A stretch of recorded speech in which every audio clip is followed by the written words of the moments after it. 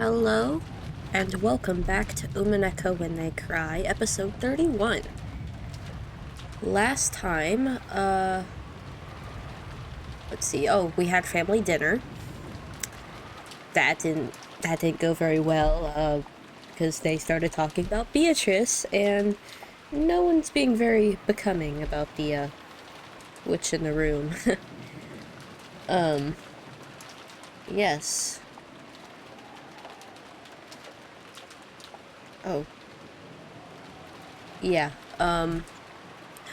we'll say I'm down a second pair of headphones now. It still works. So I have the pair that I wear whenever I record these videos, because they connect to my PC. And they've been broken. They're held together by electrical tape, and they work fine. I wear them. Well, last night I was using my favorite pair of Bluetooth headphones, which, they're great. I use them basically every day.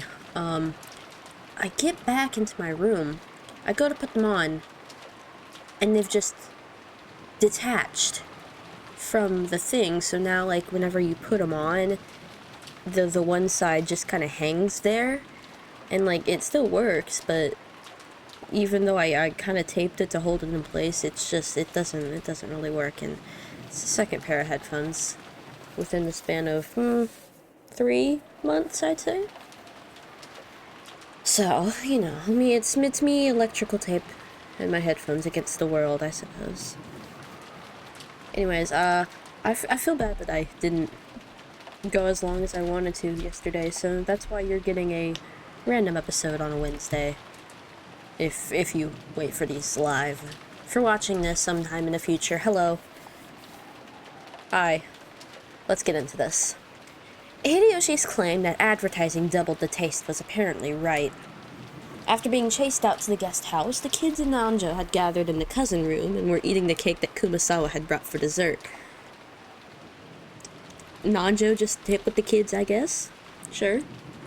It was both wonderful and high class, topped with lavish amounts of cream and decorated deliciously with fruits. But delicious as it was, it didn't taste quite as good for some reason. Probably because your parents are arguing over money.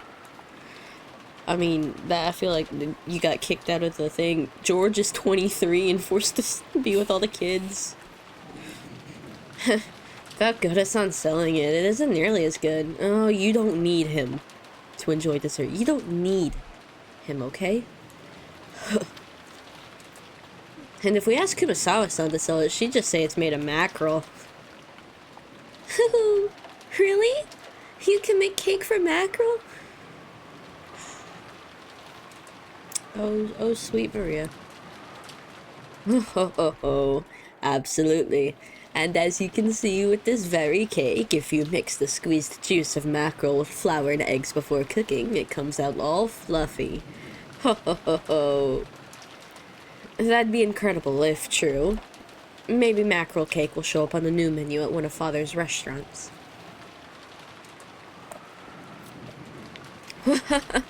After all, mackerel's full of nutrients and sounds healthy. It might get really popular with women and the elderly. But I'm not gonna get anywhere near it. Girls won't eat something that weird. Or girls won't eat something that weird. Even the elderly would wish to decline. Damn, everyone's hating on mackerel. I've never had it before either. I'm not a big fish fan.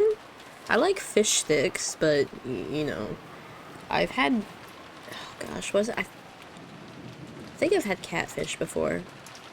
Or it might have been, I don't think it was salmon. I don't know, most I've had is fish sticks. I do, however, love crab and lobster. You give me some crab, you give me some lobster, I'm eating that shit, bro. But it's delicious, I can't tell if she's just, like, really into mackerel, or if she also hates it and just tortures everyone else with it. Kumasawa was really cheering up the mood with her classic mackerel jokes. But the sound of the downpouring rain kept turning their attention towards the mystery guest. In the end, they showered Maria with questions again, since she was the only person here to have met Beatrice.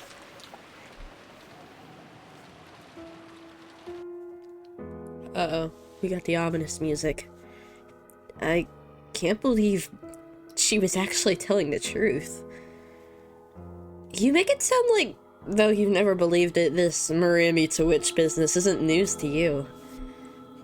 Yeah, I thought it was just one of those fairy tales you'd expect from a dreaming kid that age. She exists! Beatrice exists! Every year when we come to the family conference, I meet her and we play together. That's right. Although Beatrice-sama doesn't usually show herself, I hear she sometimes unexpectedly appears before honest people with clean hearts. Ho ho ho. I'm a little confused about the portrait because it keeps going from this one to the other version with Beatrice in her current outfit. So I'm not too sure, like, did the portrait change, or are they just, like, kind of, like, superimposing current Beatrice on top of the portrait in their mind? Beatrice referred to that character in the fairy tale about the Rokujima. No! No kidding, does it really? Oh my god. Guys, comment down below if you knew that Beatrice is talking about the Rokujima witch. Oh my gosh, I can't believe I didn't put that one together. To keep Kinzo in a good mood, the family and servant acted as though they believed in the witch of his delusions.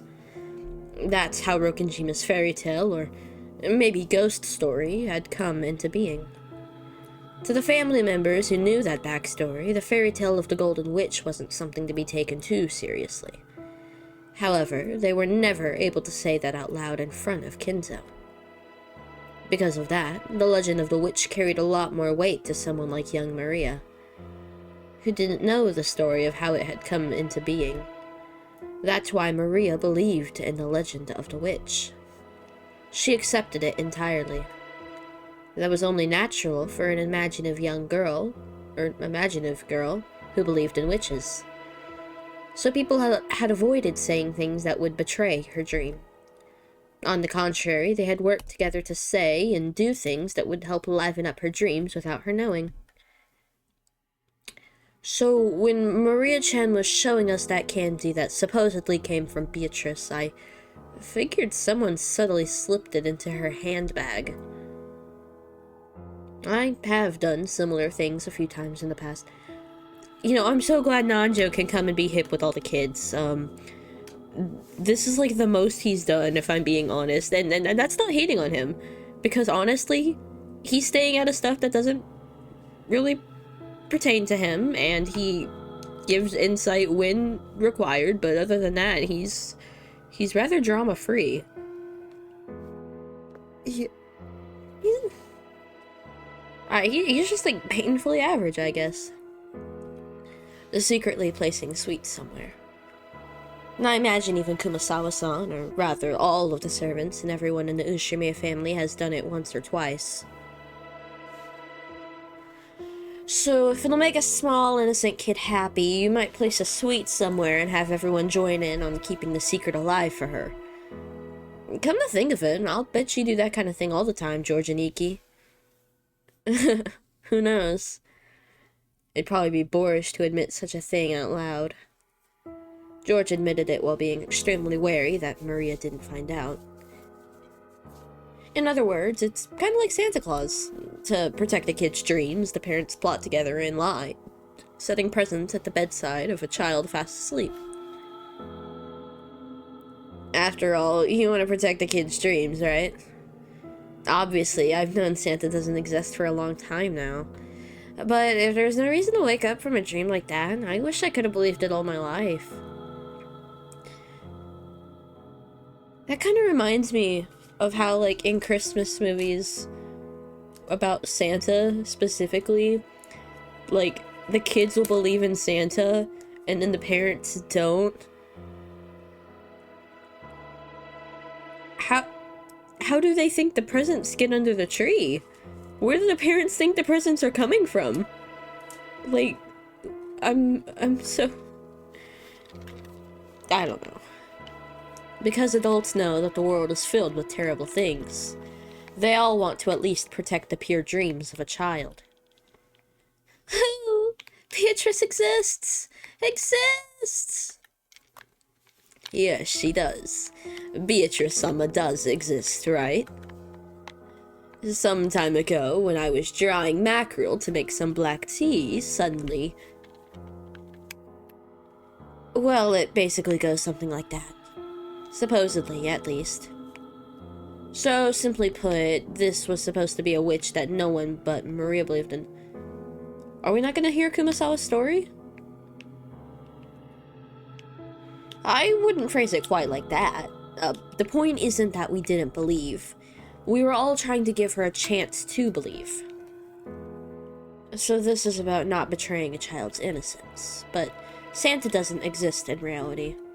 If you don't want kids to be all disappointed when they learn the truth, you'd be better off not showing them that dream in the first place. Is the fact that I think like this proof that I'm still a long way from becoming a full adult? The true nature of the Rokenjima witch was finally starting to take shape in Battler's mind. However, their current situation overrode this understanding. And in fact, it completely overturned its very premise. So we thought we knew what was going on, but now Beatrice-sama the witch has actually appeared in reality. Is that it? And judging by how freaked out our parents were, it looks like she wasn't an invited guest. Now it's starting to get interesting. There's no reason for us to simply assume that a woman called Beatrice doesn't exist. It's what Uncle Rudolph called a devil's proof. None of us knew that a woman calling herself Beatrice existed. But that's not the same as proving that Beatrice doesn't exist. Are we getting a... oh. I want another, witch interlude with Battler and Beatrice arguing. But that probably won't come for another hour or so, I assume. They tend to make me wait for these kinds of things I'm eager to see. Dr. Nanjo, you've been friends with Grandfather for a long time, right? I guess. I mean, at one point during the family conference, I was questioned quite thoroughly by Krasan and the others. They wanted to know if, long ago, Kinzo-san might have had a mistress called Beatrice and an illegitimate child with her. I get it. Our parents have their heads full with the inheritance problem. So, of course, if the daughter of a mistress like that showed up, it'd be troublesome for them. Kraus-san and the rest probably asked Genji-san about it first.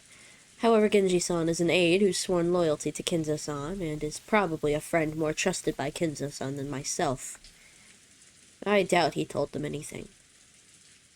So, next, they went to ask me, as an old friend of his. And? Did Grandfather have a lover called Beatrice, Dr. Nanjo? Is Beatrice secretly his love child?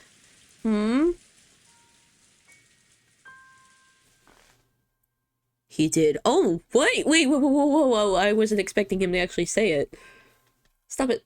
No, I've never met her.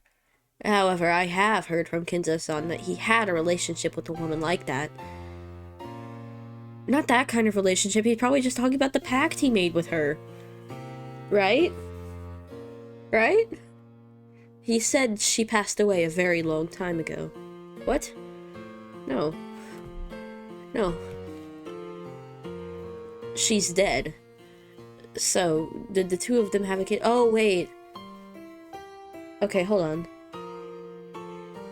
This is just a conversation from near the end of episode 1, but in a much earlier setting, considering Beatrice showed up this time around, so they haven't had time to think on the legitimacy of Beatrice as a person. Okay. So, never mind. I should have known. Whoops. My bad. So did the two of them have a kid? That I do not know. But Kinzo-san always says that reviving Beatrice is the goal of his research.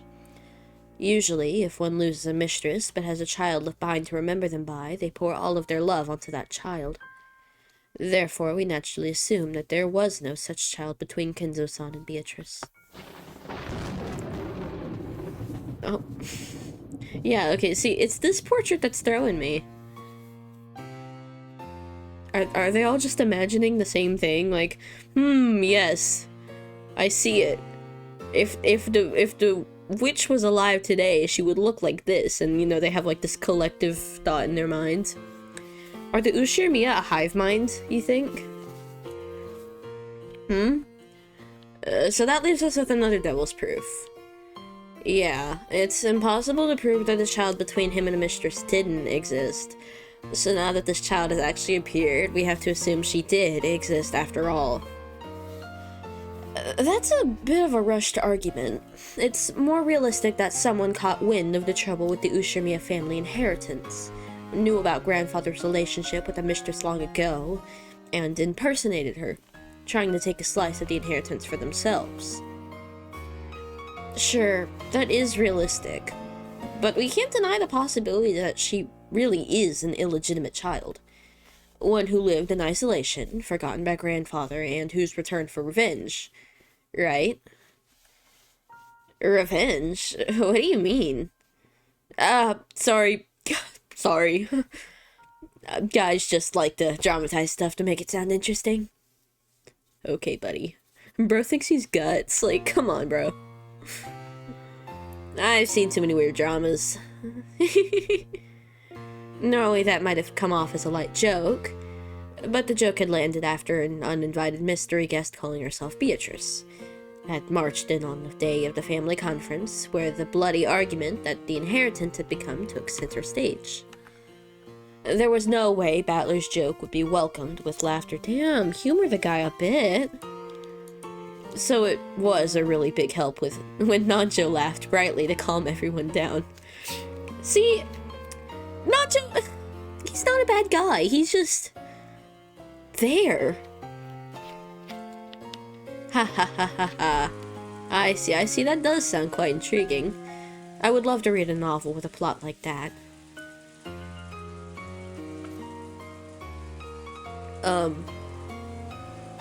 And then there were none? Well, is it really revenge? I'm not gonna spoil the book, but I did finally read that Ryukishi was partially inspired by And Then There Were None and making this, so now the parallels are confirmed. But yeah, honestly, I feel like Nanjo, just pick up any Agatha Christie novel. Yeah, oh wait, Murder on the Orient Express! Just read that one! Come on! Well, I don't think it could actually work. After all, right now on this island there's 1, 2, 3, a full 18 people, right? Well, 19. If anyone tries to do something weird, they'll immediately get caught. And thanks to the typhoon, they can't even leave the island. See, 18? That's so obvious you're gonna get caught if you do something. But 19? You know, it's gonna be really hard. It's gonna be really hard to tell. They can't leave the island. In other words, if you tried to commit some crazy crime, you'd be screwed. Unless you killed everyone on the island, like... I agree. In a dead end, without any way to escape, and in a situation where everyone's really suspicious of her, I seriously doubt she could pull off a terrifying revenge drama like that. Probably not. In that case, it would be more realistic if she had come in secret, without making her presence known. Simply cannot imagine someone appearing openly to take revenge outside of some historical drama. See, that's why you gotta play Go with a scheming eunuch. Well, who knows, right? Revenge is based on emotion, not logic. If you've got someone willing to go down along with their opponent, they might not be afraid of anything, not even the police or large numbers of people. See, you gotta approach this like the Dollars trilogy. Or for a few dollars more. Because, Mortimer was willing to do whatever. It's okay, Jessica-chan. None of the disturbing things we're imagining will happen. Like the battle royale between our parents over the inheritance isn't disturbing. That's right. Dad and Uncle Rudolph are pretty tough, and Aunt Ava's even trained in the martial arts. Does she know, like, all of them?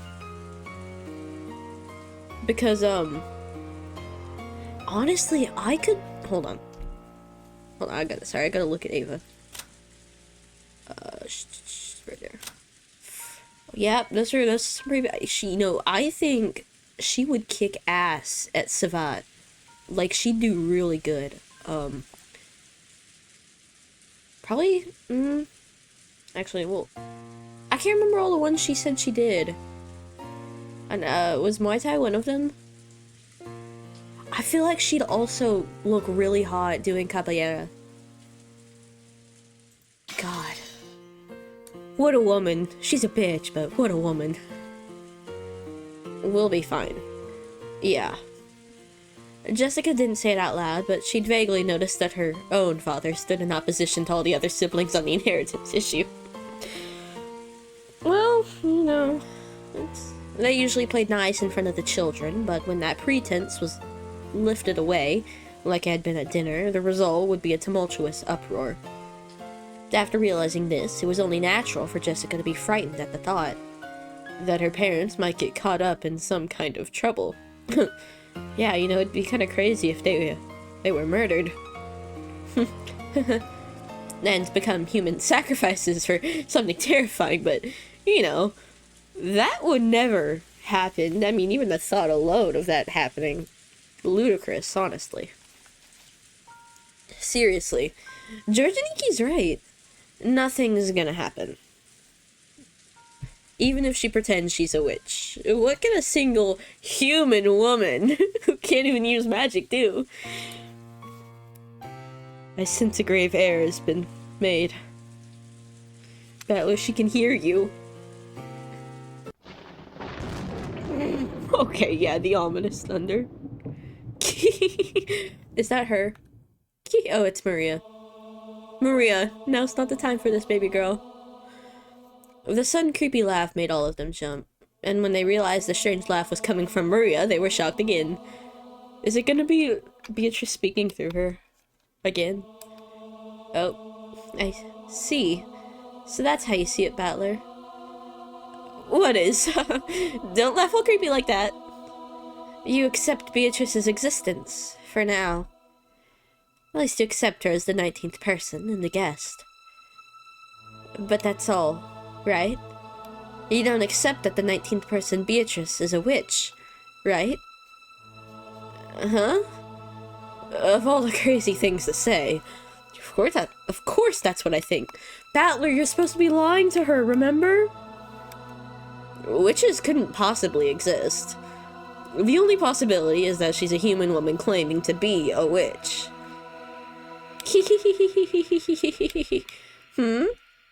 Isn't that odd, Battler? That's a devil's proof, isn't it? Of course witches don't exist. But just because you've never met a witch, that doesn't mean you've proven that witches don't exist, right? That's right. You're not wrong there. I can't prove that witches don't exist. However, even if I can't prove it, I can claim it. I claim that witches don't exist. Why? How could you claim that witches don't exist even though you can't prove it? Because things like that don't exist.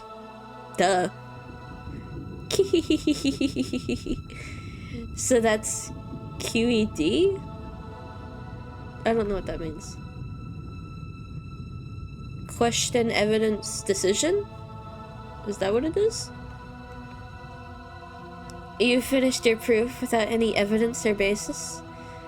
Now there's a typical case of the ignorant willfully ignoring the shallowness of their own knowledge. A reckless suspension of thought.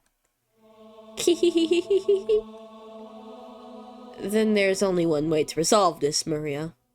A logic battle. The witch's side needs to show some proof themselves. You know, I think this game could be improved if instead of just having a battle of chess between Beatrice and Battler, they were actually chess boxing. I think that would improve this game. It's a devil's proof again. If you bring me a devil, we can end this right now. In this case, we can just get this woman calling herself Beatrice to display some wonderful, magnificent magic like the twinkling stars. All she has to do is show us something that's impossible for humans, right? Battler, be careful, she's gonna kill your family again. Come now, you two. Please, settle down. Kumasawa noticed that the atmosphere between them was getting worse and tried to calm them. Seeing no, Battler quickly realized that he wasn't acting like an adult. Well, it's okay, no one really expected him to in the first place. He's a 12-year-old boy trapped in an 18-year-old's body. It's just the steroids. But Maria's expression didn't loosen.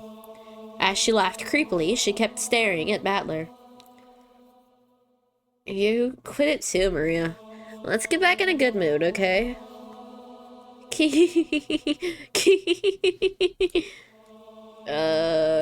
Stop. It's past your bedtime. If that's what you want, Beatrice will definitely show you. Something impossible for humans. When she does, you'll believe too, okay? You'll believe in Beatrice. Sure.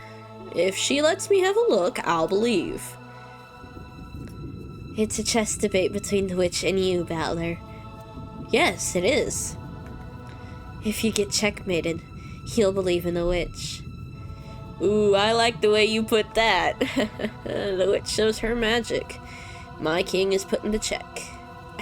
I quibble, saying it'd be possible to reproduce her feat using measures even a human could take, and my king escapes. Failing to do that would be checkmate, so that's a pretty good analogy. Battler, in chess, you and your opponent have pieces that move in the same way, so you can predict your opponent's moves. But you know what? What you aren't expecting is that your opponent's pieces might be able to move in ways far stranger than yours. You've simply assumed that, since witches must not exist, the movements of Beatrice's pieces will obviously be the same as your own. But you know what?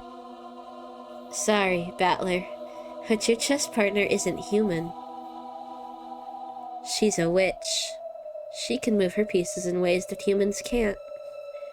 Right now, your understanding is flawed.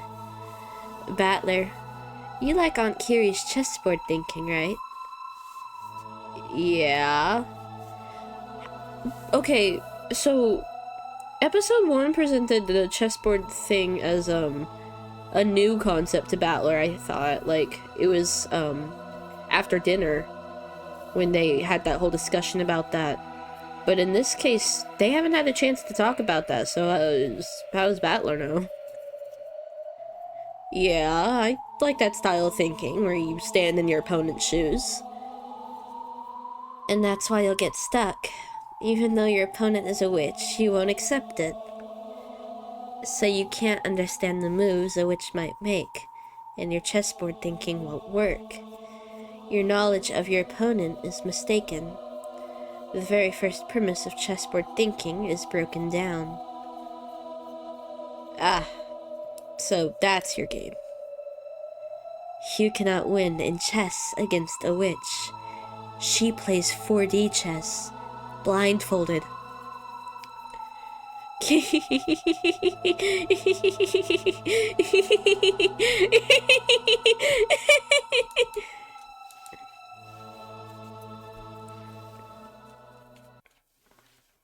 That's crazy. Oh, you really gonna let a 9-year-old talk to you like that? Where are we going now? Servants? Did I ever say this track kind of sounds like Twin Peaks? Because it really does. I feel like I've said that before, but if I hadn't, I'm saying it right now. It sounds like Twin Peaks. I don't know what happened after that. We servants were strictly ordered not to approach the dining room. I see. So, Shannon, have you ever met this person called Beatrice before?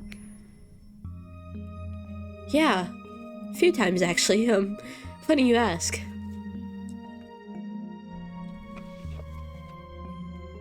I don't know.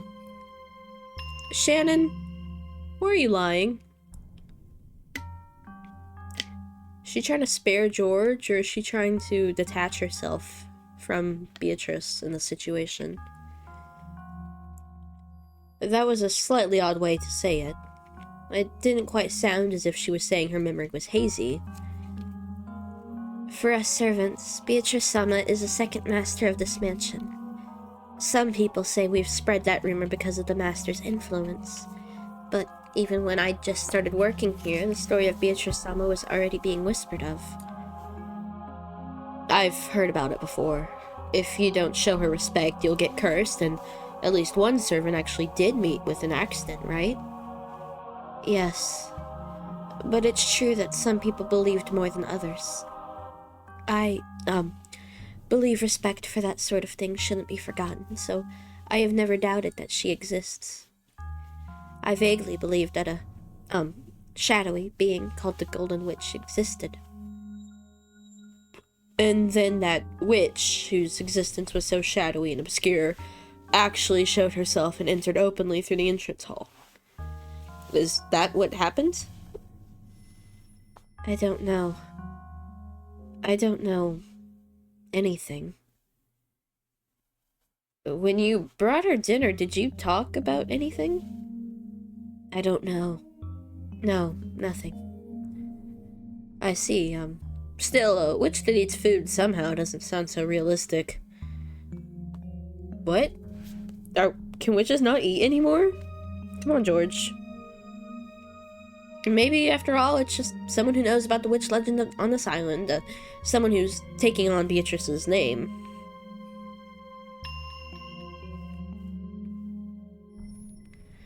I think you've probably come to respect Beatrice and think of her as something like a guardian god of the mansion. Well, maybe not so much now, considering kind of what she's doing, but you know, So when a person appeared actually going by that name, maybe you were a little disturbed. Sure, we'll go with that one. That's right. I guess that must be the case. Oh, Shannon. This is gonna go horribly somehow. George was slightly at a loss at what to do about Shannon's downcast appearance. She knows they're dying soon. Maybe not just Genji, but even the young servants had been ruthlessly questioned as to whether they knew anything about this Beatrice person. Thinking that, he tried to cheer her up somehow. I've got a ring for you! Surely, just like Marie and Jessica, Shannon was unable to fully hide the agitation caused by the sudden visit of this person calling herself the Golden Witch. He'd been so sure that was the case. But George probably had no way of looking into Shannon's heart. Shannon was bitter and sad. The door to the Golden Land would be opened. The witch had definitely told her that. That meant the demise of everything. Even if she accepted the ring from George, they would never be married now. No, in the first place, did furniture like her even have the right to be married? No! Shannon, you're not furniture, remember? Remember, Shannon, you're not furniture! Even if the witch hadn't come to signal their demise, wasn't their relationship fated to fail sooner or later? Had she turned her gaze to focus solely on those fun days spent with George, while purposefully closing her eyes to the sad reality?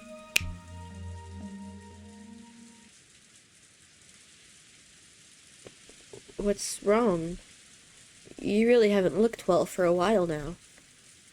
George-san, what does it mean to be engaged? Huh? Ah, there. It means making a promise to marry. Why ask about that? I mean, but I think in that sense it means the same thing as marriage. To be honest, I want to take you home as my wife right away. But right now I'm in the middle of training, and I'm still a long way from having the capacity to create my own castle. That's why I want to take you home with me, with my head held high. Only after I become a full adult. Buddy, you're 23. I'm sorry, you've been an adult. You have been an adult. I'm not talking about the distant future. I just want you to wait a short 3 years. Bro. Buddy. You know, I still haven't forgotten about this age gap, too. I know Shannon is 16, right? So that'll make you 26 and she 19 after in another 3 years. But that doesn't mean I want to lie about my feelings for another 3 years. So I decided to give you an engagement ring. That might be a shameful reason as a man. Maybe it's shameful to get engaged because I want you to wait. Since I can't support my work and a wife at the same time yet. But I will definitely. Thank you very much. I understand that, to you, Georgetown. An engagement ring's something different from one of many presents you'd give to a lover. Of course it's different. An engagement ring isn't a simple accessory. It's an oath between lovers, a noble promise left in the form of a ring. So if we were to get married right away, it'd be completely meaningless, right? Then it wouldn't be an engagement ring, it'd be a wedding ring. I'd give it to you as a wedding ring, exactly. Either way, I'd still be giving you a ring. So it's a sold sign, like saying, this woman is mine, nobody touch her. Oh dear. Oh. Gosh, I'm getting flashes of fucking shadow daddies in my head. I hate those things. That's like, that is not romance to me. That's just obsession in the worst way possible. Like, I'm gonna say it right now, guys. I hate dark romance. I hate a lot of modern romances coming out now. Not because they're romance. I actually do enjoy a good romance. I just don't like the way in which they're written. Because it's glorifying a lot of stuff that shouldn't be. So, Shannon, no. No, that's not what I... George knew that he was weak by nature. When he'd been captivated by Shannon and had sworn to become an excellent man, he had also sworn to throw away that weak part of himself. So, even if he had to be blunt about it, he chose to answer a little roughly. He was sure that doing so would bolster and reassure Shannon.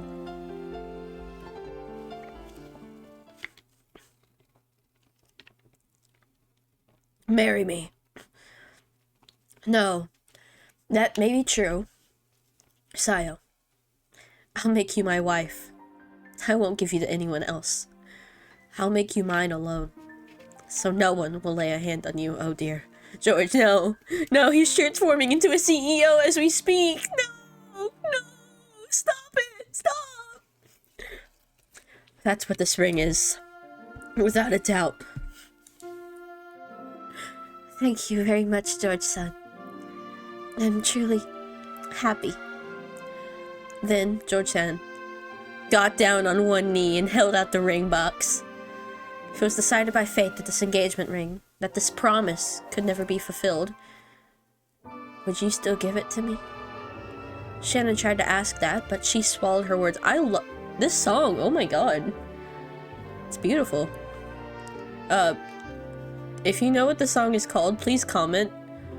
I thank everyone who tells me what the songs are because I really, really like listening to this music. It's so good. Because George had already spoken the answer. George had said it. He had said that to him, an engagement ring was infinitely similar to a wedding ring. Oh my god, this music, bro. Stop! Therefore, accepting George's ring had a significance far more sacred than a promise to marry. So, I'll stop calling this an engagement ring. From now on, this isn't an engagement. It's a wedding ring. Is that really okay? Is it okay to, just proclaim that we're married without even God's blessing? Yeah.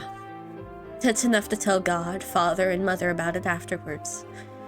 We'll tell them all that we've been married. No one will be able to undo it. George-san, I'm not saying this because of a momentary emotion. I'm not just looking at how you are now. I'm looking at the you of tomorrow, of the next day. I'm even gazing at you as you'll be in old age in the future as I say this. You're always talking about that, George-san. About how you want to enjoy your old age slowly, surrounded by healthy children and grandchildren. Yeah. At that time, an older you will be beside me. That is what I expect. No.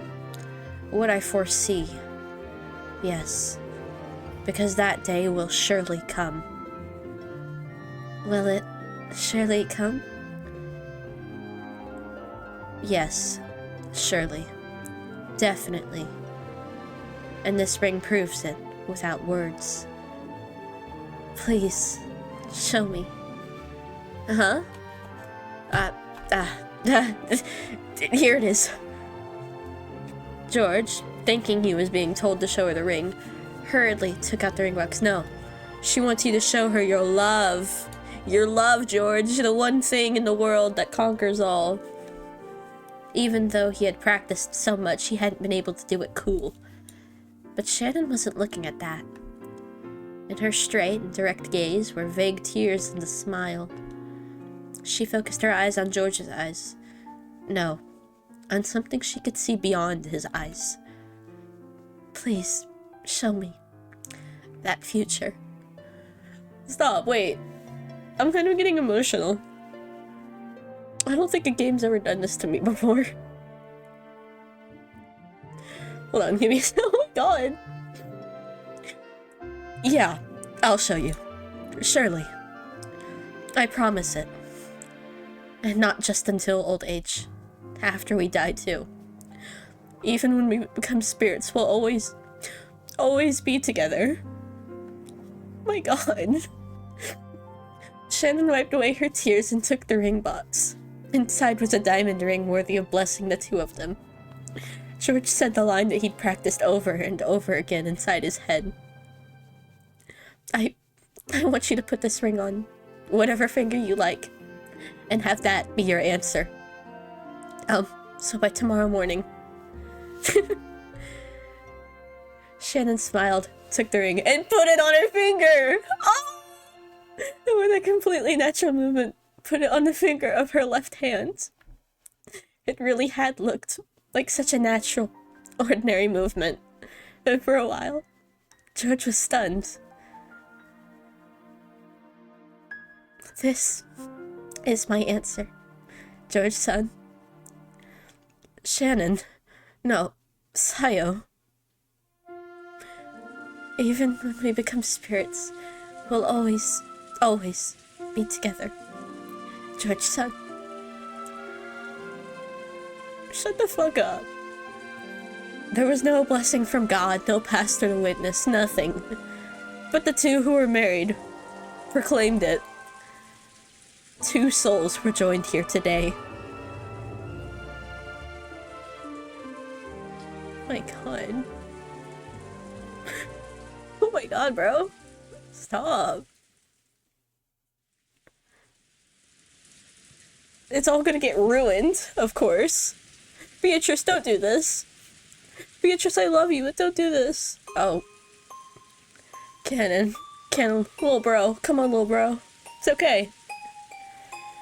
Nissan, you're a fool. Is that so? Even though you're furniture. Even though you're furniture. I'm not furniture. Not anymore. Liar!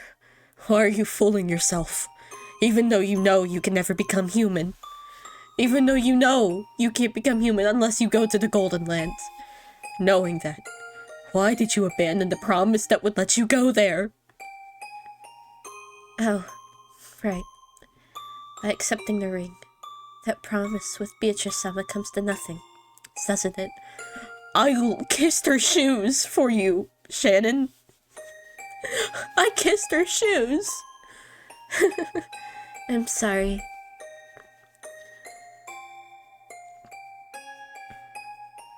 From now on, you, George-sama, the master, and everyone else are under the same conditions. 13 people will be sacrificed.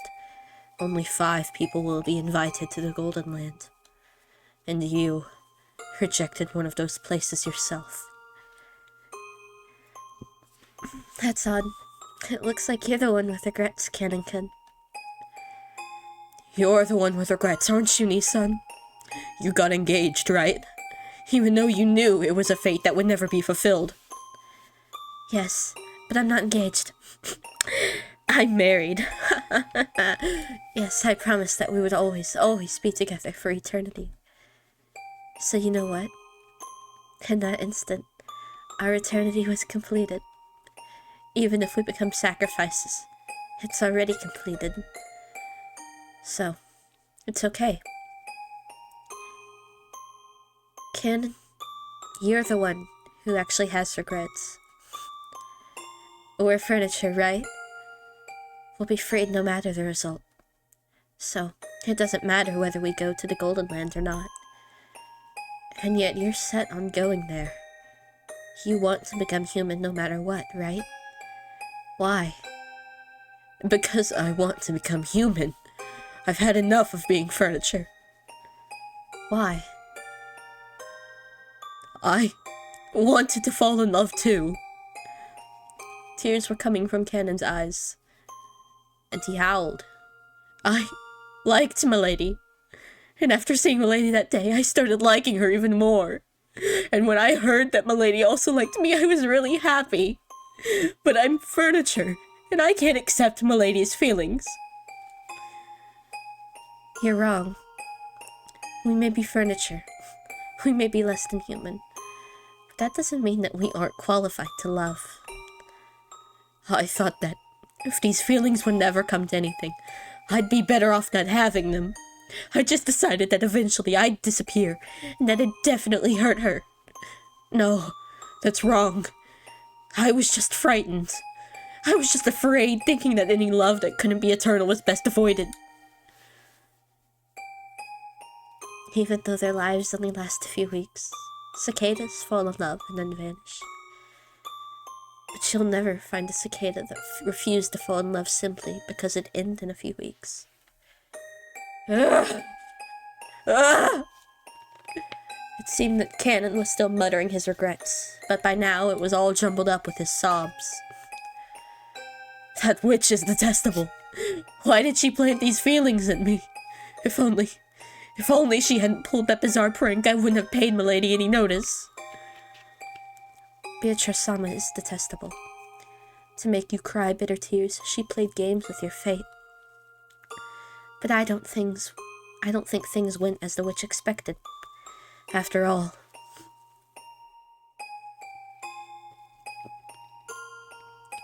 Knowing love isn't a regret that ties you to life. It is the destination we're supposed to reach in our journey through life.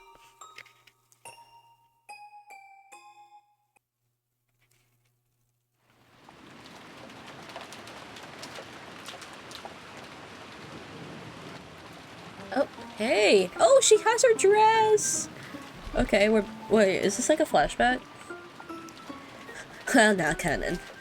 That promise you worked so hard for has now come to nothing.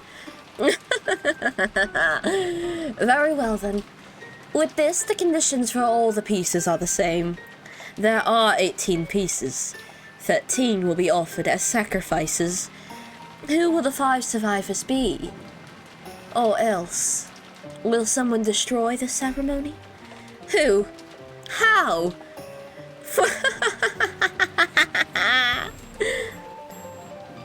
This isn't a chess problem. It's a game on an equal footing.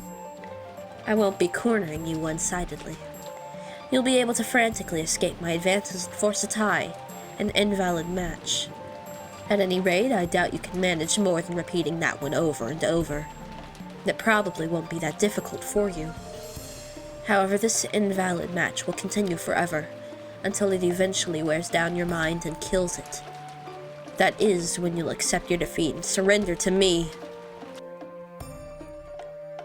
There's a reason I said it was a game on an equal footing. It's because rules for my loss have also been established. There's nothing as boring as a game you can't lose, right?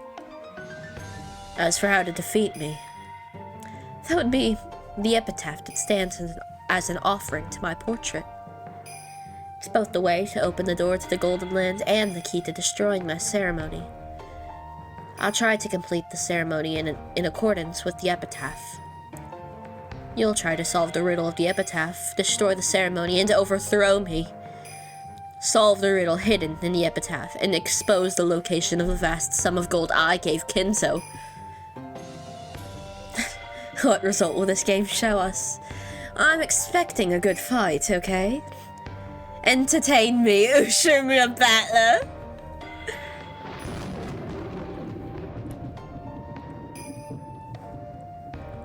Oh, whoa, where are we? Hello?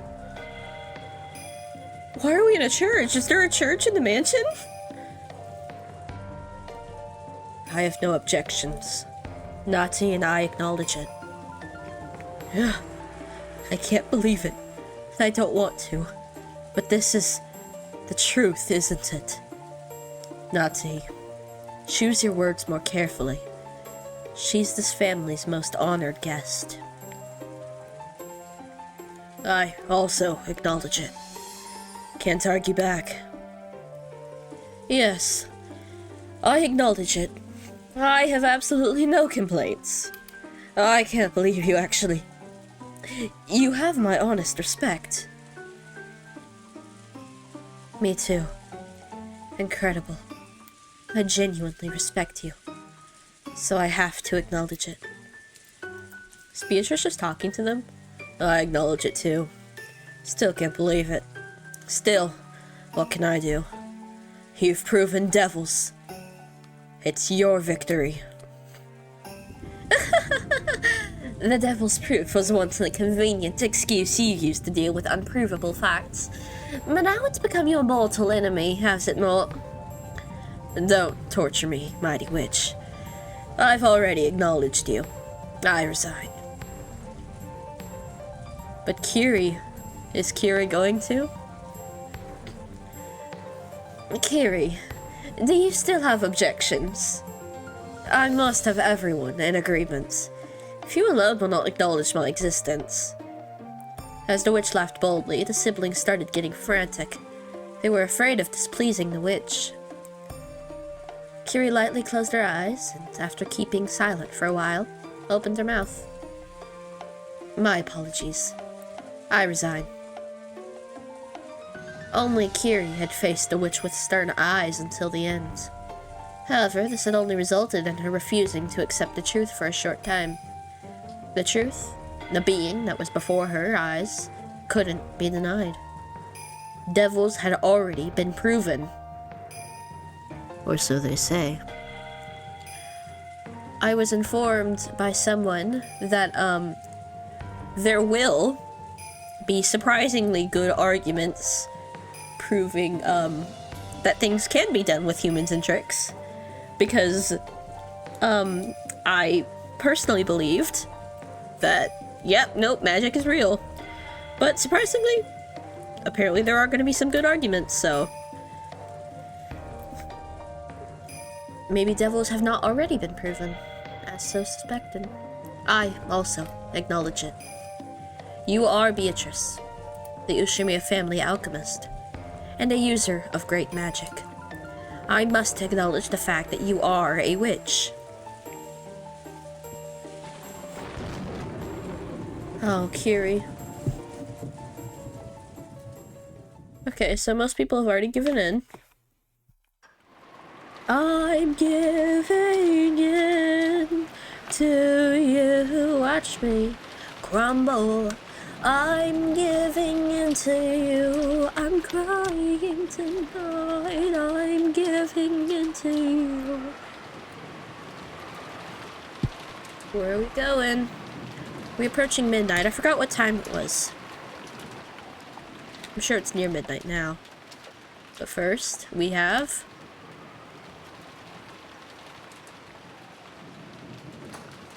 No, are we locking up for the night? We're locking up for the night. It's midnight. Okay, okay, I'll be quiet. Maybe.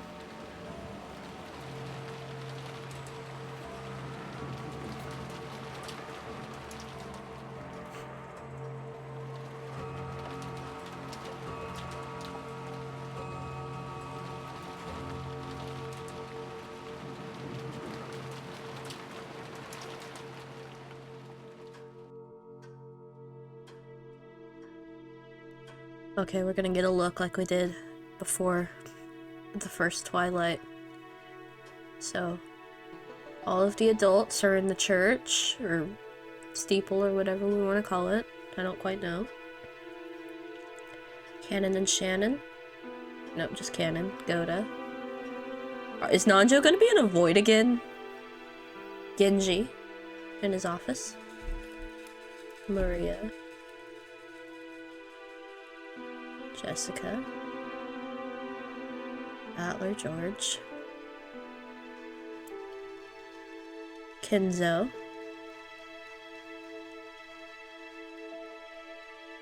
Beatrice. Okay, I guess Kumasawa and Nanjo just don't matter. Okay. Give me that piano. Ominous.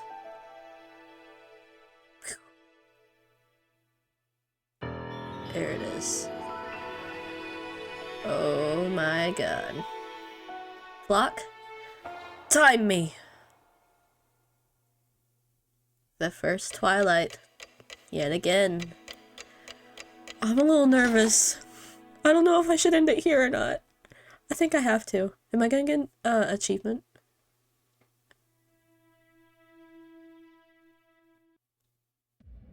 The second day, October 5th, 1986. You know, I think I do need to end it here. I can't let it. I can't do it. I can't do it. I can't do it. Okay, I'm ending it here. On the second day. The second day, if I may.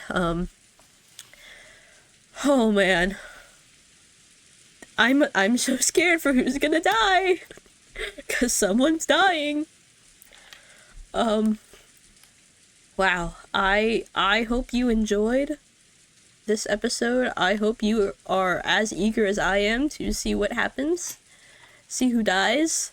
A little scared, but you know, it's gonna be what it's gonna be. Thank you guys so much for watching. I really, really hope you enjoyed. And I'll see you next time.